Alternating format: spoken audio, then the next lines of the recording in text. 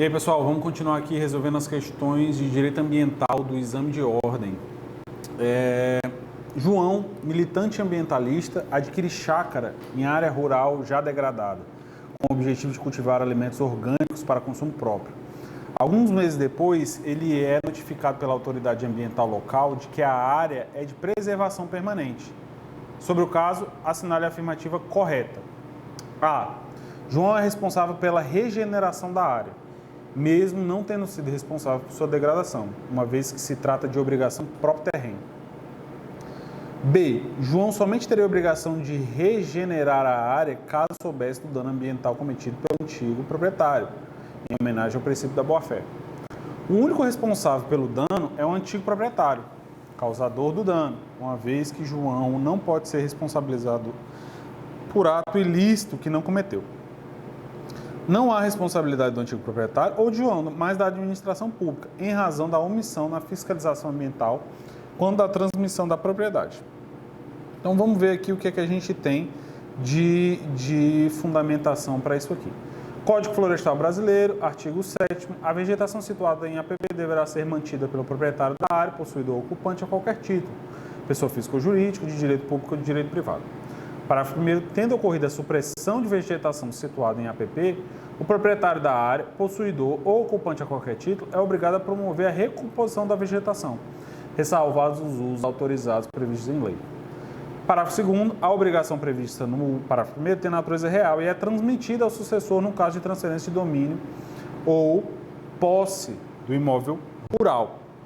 Então, vamos lá. Vamos responder aqui. Deixa eu tirar isso. João é responsável pela regeneração da área, mesmo não tendo sido responsável por sua degradação, uma vez que se trata de obrigação próprio terreno. Matou no peito aqui. Mas vamos ver as outras. João somente teria a obrigação de regenerar caso soubesse do dano ambiental cometido pelo antigo proprietário, em homenagem ao princípio da boa-fé. Errado, não. Isso aqui não vale. C. O único responsável pelo dano é o antigo proprietário. Já pensou? Coisa boa? Isso é ótimo. Causador do dano, uma vez que João não pode ser responsabilizado por ato ilícito que não cometeu. Errado. Pode sim, está na lei. Adquiriu o imóvel. Não fez a devida diligência. Se ele tivesse feito a diligência, tivesse feito os estudos ambientais para ver se tinha algum tipo de degradação naquela área, ele poderia ter previsto isso antes de comprar o imóvel. E letra D, não há responsabilidade do antigo proprietário ou de João, mas da administração pública, em razão da omissão na fiscalização. Isso aqui ia ser top demais, para quem gosta de poluir. Mas está errado. Então, resposta correta, letra A. Vamos pegar aqui a confirmaçãozinha. Beleza, vamos para a próxima.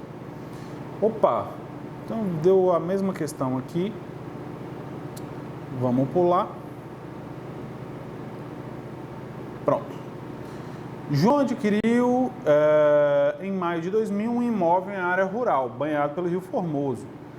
Em 2010, foi citado para responder uma ação civil pública proposta pelo município de Belas Veredas, que o responsabiliza civilmente por ter cometido corte raso na mata ciliar da propriedade. João alega que o desmatamento foi cometido pelo antigo proprietário da fazenda, já que praticava o plantio de milho no local. Em razão do exposto, é correto afirmar que a responsabilidade por dano ambiental é objetiva, mas como não há nexo de causalidade entre a ação do novo proprietário e o corte raso na área, verifica-se excludente da responsabilidade e o João não será obrigado a reparar o dano. B. A responsabilidade civil por dano ambiental difuso prescreve em 5 anos, por força da Lei 9.873 de 99. Logo, João não será obrigado a reparar o dano. João será obrigado a recuperar a área, mas como não poderá mais utilizá-la para o plantio de milho, terá direito a uma indenização a ser paga pelo poder público, por força do princípio do protetor recebedor. E D. A manutenção de área de mata ciliar é obrigação próprio terreno, sendo obrigação de conservação é automaticamente transferida do alienante ao adquirente. Logo, João terá que reparar a área. Então, vamos ver aqui. O que a gente precisa saber, qual é a nossa fundamentação jurídica aqui para responder essa pergunta. A gente já viu diversas questões nesse sentido e é mais do mesmo aqui. próprio terreno, transferência, transfere. Você tem que estar ligado no artigo 7º do Código Florestal Brasileiro, especialmente no parágrafo 2º. Beleza? Então vamos matar as respostas aqui. A responsabilidade por dano ambiental é objetiva, mas como não há nexo de causalidade entre a ação do novo proprietário e do corte raso, verifica excludente de responsabilidade. Não existe essa lógica no direito ambiental, certo? A responsabilidade civil por dano ambiental difuso prescreve em 5 anos. Errado, não prescreve. João será obrigado a recuperar a área, mas como não poderá mais utilizá-la para o plantio de milho, terá direito à indenização. Já pensou? Claro que não, cara. Você não podia nem ter plantado, que é indenização para uma coisa que você não podia fazer e agora não pode efetivamente? Claro que não. Então, resposta letra D. A manutenção de área de massa é obrigação próprio terreno, sendo a obrigação de conservação é automaticamente transferida do alienante ao adquirente. Logo, João terá que reparar a área. Tá aqui, letra D, vamos pegar essa confirmação e bora partir para a próxima. Seguindo o plano de expansão de seu parque industrial para a produção de bebidas, o Conselho de Administração da Sociedade Empresária Frescor S.A. autoriza a destruição de parte de floresta inserida em APP, medida que se consuma na implantação de nova fábrica. Sobre a responsabilidade ambiental, tendo como referência a hipótese narrada, assinale a afirmativa correta. Frescor S.A. responde civil e administrativamente, sendo excluída a responsabilidade penal por ter decisão sido tomada por órgão colegiado da sociedade. Frescor S.A. responde civil e administrativamente, uma vez que não há tipificação criminal para casos de destruição de área de preservação permanente, mas apenas de unidade de conservação. Responde civil, administrativo e penalmente, sendo a ação penal pública condicionada à prévia apuração pela autoridade ambiental competente. Responde civil, administrativo e penalmente, sendo o agravante da pena a intenção de obtenção de vantagem pecuniária. Bom, vamos lá. Vamos ver aqui a nossa fundamentação. 225, parágrafo 3º. As condutas e atividades consideradas lesivas ao meio ambiente sujeitarão os infratores, pessoa física ou jurídica, a sanções penais e administrativas, independente das obrigações de reparar os danos causados. Que aqui ele está falando é o quê? Civil. Certo? Lei 9.605, a Lei de Crimes Ambientais, tem o artigo 15 que vai trazer um agravante aqui. Quando a gente comete a infração para obter vantagem pecuniária, agravante. E tem o artigo 38 que estabelece esse crime, destruir ou danificar floresta considerada de preservação permanente, mesmo que em formação ou utilizá-la com infringência de normas de proteção. Então tem esse crimezinho aqui no artigo 38. Então vamos voltar aqui, deixa eu ver como é que eu faço isso aqui. Tá, pronto. É isso mesmo. Deixa eu apagar isso aqui. Então vamos lá. Responde civil e administrativa sendo excluída a responsabilidade penal. Errado. Não tem isso. Responde pelos 3. Responde civil e administrativamente. Já está errado. Uma vez que não há tipificação criminal para caso de destruição de APP. Errado. A gente acabou de ver que tem sim, senhor. C. Responde civil e administrativo penalmente. Até aí, correto. Sendo a ação penal pública condicionada à prévia apuração da autoridade ambiental competente. Errado. Já pensou se fosse assim? O Ministério Público só pudesse entrar com uma ação penal se o órgão ambiental apurasse o dano? Claro, não faz muito sentido, né? Você limita a atuação do Ministério Público. Então, a resposta correta, letra D. Civil, administrativo, penalmente, sendo agravante da pena a intenção de obtenção de vantagem pecuniária. Ele queria construir uma nova fábrica, quer ganhar mais dinheiro. Agravante de pena. Então, resposta correta, letra D. Tá aí. E vamos nessa. Gabriela, pequena produtora rural que desenvolve atividade pecuária, é avisada por seu vizinho sobre a necessidade de registrar seu imóvel no Cadastro Ambiental Rural, o CAR, sob pena de perder a propriedade do bem. Sobre a hipótese, assinale a alternativa correta. Gabriela não tem a obrigação de registrar o imóvel no CAR por ser pequena produtora rural. Gabriela não tem a obrigação de registrar o imóvel no CAR sob pena de perder a propriedade do bem, que apenas poderá ser reavida por ação judicial. Gabriela tem a obrigação de registrar o imóvel no CAR. O registro não será considerado para fim de reconhecimento do direito de propriedade ou posse. E Gabriela tem a obrigação de registrar o imóvel no CAR. O registro autoriza o procedimento simplificado para a concessão de licença ambiental. Vamos ver os fundamentos aqui para a gente responder isso. Aqui é criado o Cadastro Ambiental Rural, CAR, no âmbito do Sistema Nacional de Informação sobre o Meio Ambiente. Registro Público Eletrônico de âmbito nacional, é um cadastrozinho que você entra lá no site do Ministério e preenche, é bem simples. Obrigatório para todos os imóveis rurais, com finalidade de integrar informações, tal. O cadastramento não será considerado título para fim de reconhecimento do direito de propriedade. Tampouco elimina a necessidade de cumprimento dos dispostos, tal. A inscrição no CAR é obrigatória e por prazo indeterminado para todas as propriedades e posses rurais. Ok? Então vamos lá. Gabriela não tem a obrigação. Errado. Ela tem a obrigação, sim. Gabriela tem a obrigação sob pena de perder o bem. Não tem essa previsão na lei. Gabriela tem a obrigação de registrar o imóvel no CAR. Registro não será considerado título para fim de reconhecimento do direito de propriedade, tá certo?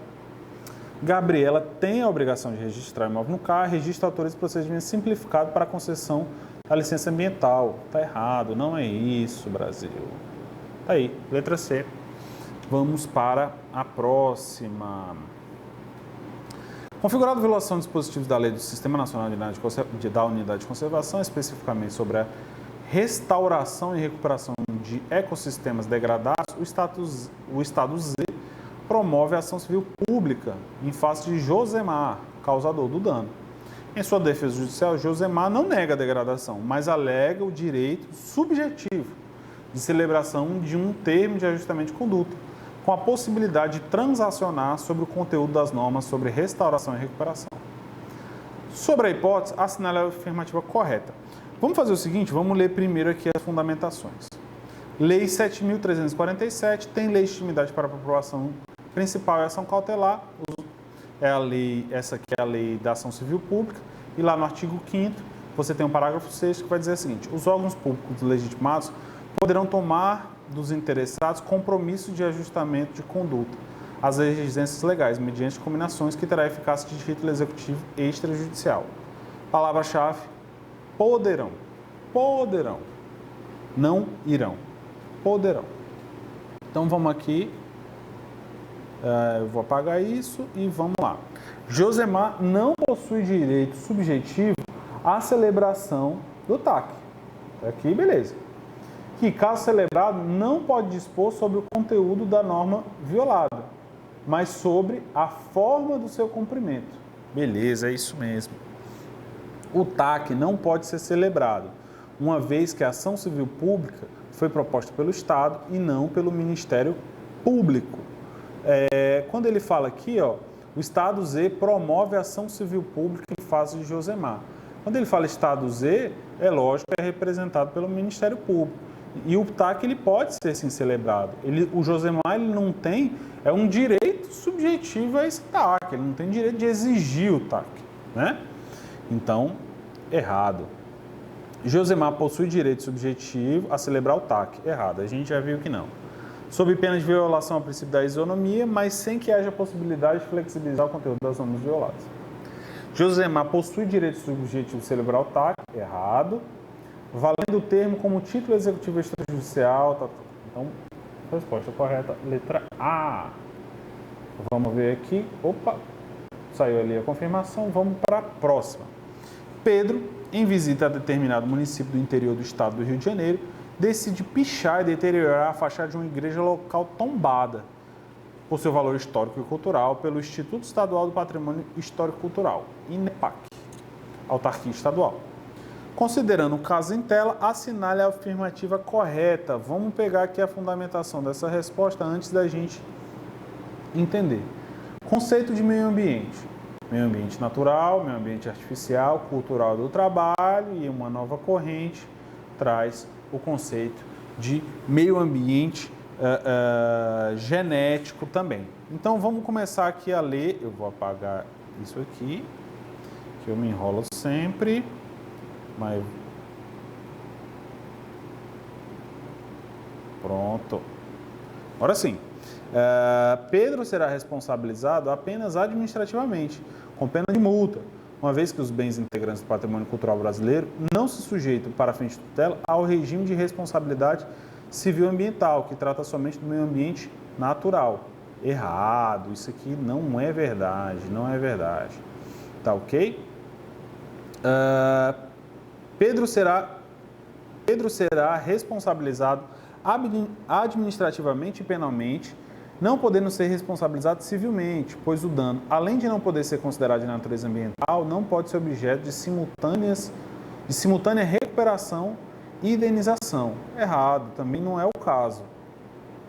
Pedro, por ter causado danos ao meio ambiente cultural, poderá ser responsabilizado administrativa, penal e civilmente, sendo admissível o manejo de ação civil pública pelo Ministério Público, demandando a condenação em dinheiro e o cumprimento da obrigação de fazer. Exatamente, é esse caso mesmo. Pedro, além de responder administrativo e penalmente, será solidariamente responsável com o INEPAC. Claro que não, o INEPAC não tem nada a ver, ele é só o órgão que tombou a igreja, ele não é responsável pela recuperação, certo? Então, a resposta correta, letra C. Pois vamos para a próxima. A respeito da responsabilidade administrativa federal por danos ambientais, regulamentado pelo Decreto 6.514 e alterado pelo Decreto 6.686, assinale a afirmativa correta. Vamos pegar a fundamentação aqui primeiro. Está aqui, Decreto 6.614, o que é que você tem que saber? Artigo 112, a demolição de obra, edificação ou construção não habitada e utilizada diretamente para infração ambiental, dar-se-á excepcionalmente no ato da fiscalização nos casos em que se constatar que a ausência da demolição importa iminente risco de agravamento do dano ambiental ou de graves riscos à saúde. Parágrafo 1º. A demolição poderá ser feita pelo agente atuante, por quem estiver autorizado ou pelo próprio infrator. Isso aqui foi revogado por esse parágrafo 1º de baixo. A demolição poderá ser feita pelo agente atuante, por quem estiver autorizado pelo próprio infrator, e deverá ser devidamente documentado, inclusive com fotografias. Segundo, as despesas para a realização da demolição correrão aos custos do infrator, e a demolição que trata o caput não será realizada em edificações residenciais. Tá ok? Então vamos ver aqui as questões, as respostas. A demolição de obra só poderá ser aplicada em edificações não residenciais. Errado, é exatamente o oposto. Aliás, correto, só poderá ser aplicada em edições... Eu que me confundi aqui. A demolição de obra só poderá ser aplicada em edificações não residenciais e sua execução deverá ocorrer às custas do infrator. É exatamente essa a resposta. B. A demolição de obra é medida excepcional e só poderá ser aplicada em situações de flagrante ilegalidade e em edificações com menos de 10 anos. Errado, não existe essa previsão na lei. A demolição de obra, em respeito ao direito fundamental à moradia, só poderá ser aplicada em construções residenciais erguidas em unidades de conservação e outros espaços ambientalmente protegidos, e as custas para sua realização correrão por conta do infrator. Errado. Ele deu uma misturada aqui, né? Construções residenciais com unidades de conservação, mas o fato é que não pode ser aplicada. A gente acabou de ver aqui no parágrafo 3º que não vai ser aplicada em edificações residenciais. A demolição de obra ou construção com fins residenciais ou comerciais em razão do princípio da defesa do meio ambiente dá-se-á em casos em que a ausência da demolição importe um iminente risco. Errou aqui porque ele botou residencial. Então, resposta correta, letra A. Está lá a confirmação. Luísa, residente domiciliada na cidade do Recife, após visitar a Austrália, traz consigo para sua casa um filhote de koala, animal típico daquele país, inexistente no Brasil.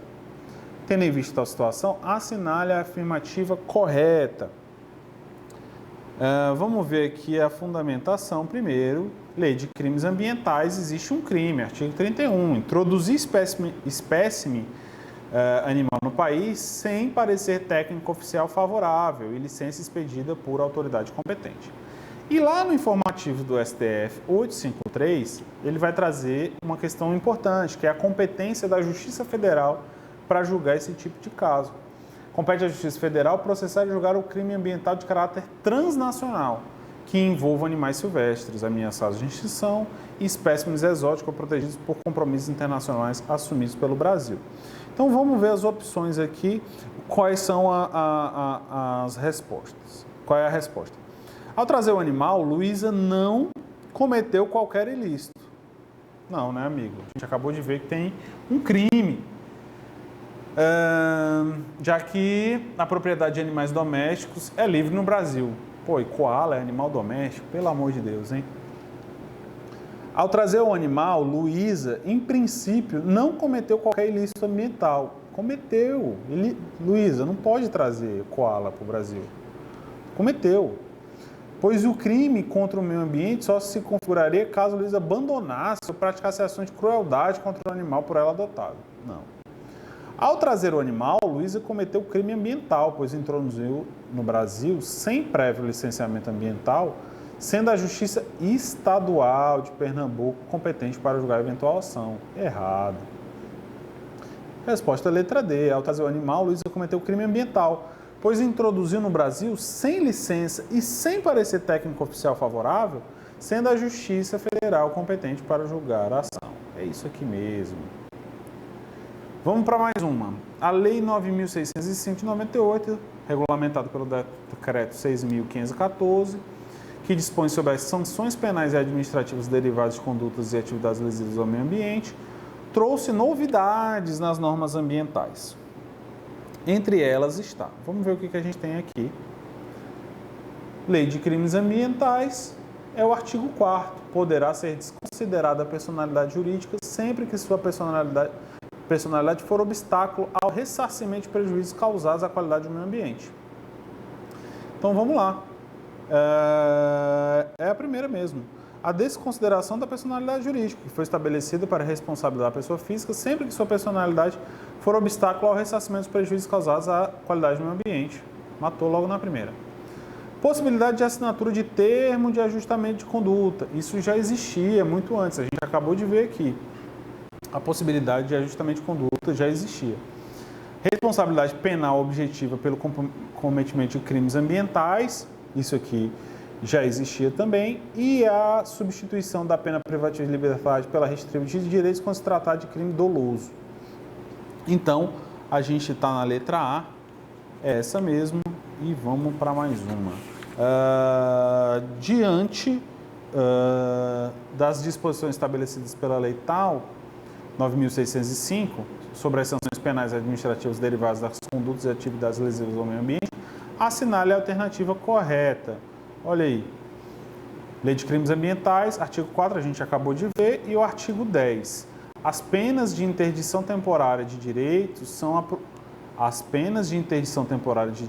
a proibição de o condenado contratar com o poder público, de receber incentivos fiscais ou qualquer outros benefícios, bem como de participação de licitação pelo prazo de 5 anos, no caso de crimes dolosos, e de 3 anos, no caso de crimes culposos. Então, vamos ver aqui as possíveis respostas. A desconsideração da personalidade jurídica somente será admitida se a pena restritiva de direitos se revelar inócua para a qual se destina. Não, não é isso que acontece. A desconsideração da personalidade jurídica, ela é considerada quando a personalidade jurídica é um entrave para a aplicação de qualquer tipo de penalidade. Certo? A pena restritiva de direitos da pessoa jurídica, no que tange a proibição de contratar com o poder público, terá duração equivalente ao tempo de permanência dos efeitos negativos da conduta delituosa sobre o meio ambiente. Errado, a gente viu não. Tem um prazo aqui, né? Opa! Tem um prazo aqui, ó, pelo prazo de 5 anos nos dolosos e 3 anos no culposo. Constitui inovação da Lei de Crimes Ambientais é excludente de antijuridicidade relativamente ao comércio não autorizado de animais da fauna silvestre voltado exclusivamente à subsistência de entidade familiar. Não, isso aqui não existe também não, já pensou? Então, resposta correta, os tipos penais ambientais, em regra, descrevem crime de perigo abstrato, que se consumam com a própria criação do risco, efetivo ou presumido, independente de qualquer resultado danoso. É isso mesmo. Os crimes ambientais geralmente são produzir uma substância química, no caso dos agrotóxicos, a gente viu uma questão aqui falando sobre isso. Você não precisa que o dano ocorra, propriamente dito. No caso de devastar uma mata ciliar de um rio, você não precisa... A mata, ela é requisito para manter a integridade física daquele rio, porque se você tira a mata, o rio vai assoreando. Você não precisa que o rio seja assoreado para que configure o crime. A mera destruição da mata já configura o crime. Então, letra D, correto. Vamos na confirmação aqui. Opa! Essa está marcada incorretamente. Vamos para a próxima. Renato, proprietário de terra rural inserida no município X, pretende promover a queimada de vegetação existente para o cultivo de cana-de-açúcar. Assim, consulta o seu advogado, indagando sobre a possibilidade da realização da queimada. Sobre o caso narrado, assinale a alternativa correta. A queimada poder... Vamos ver primeiro a fundamentação aqui. Decreto 10.424, artigo 2º, ficam autorizadas as queimadas controladas em áreas não localizadas na Amazônia Legal e no Pantanal, quando imprescritíveis a realização de práticas agrícolas, desde que autorizadas previamente pelo órgão ambiental estadual, nos termos do disposto do Decreto 2.661 de 98. Então, vamos aqui ver qual é a resposta correta. A queimada poderá ser autorizada pelo órgão ambiental competente do CISNAMA, caso as peculiaridades locais justifiquem o emprego de fogo em prática agropastoris ou florestais. É isso aqui mesmo, meu amigo. Você pode utilizar a queimada, tem que ser autorizado e tem que ter uma justificativa para isso, né? Claro. Então, vamos ver a B. A queimada poderá ser autorizada pelo órgão ambiental municipal competente após audiência pública. Não existe necessidade de audiência pública. A queimada não pode ser realizada. Errou já.